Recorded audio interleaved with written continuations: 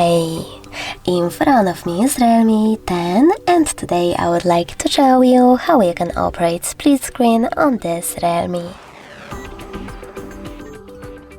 First of all, open one of your apps that you wish to use in this view, in my case Chrome.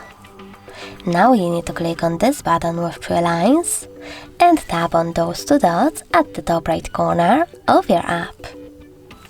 From this menu, you need to click on Split Screen and select the other app, in my case Play Store.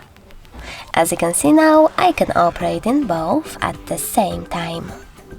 If you wish to go back from this mode, you can do that by dragging the first app upwards or downwards and selecting Home button.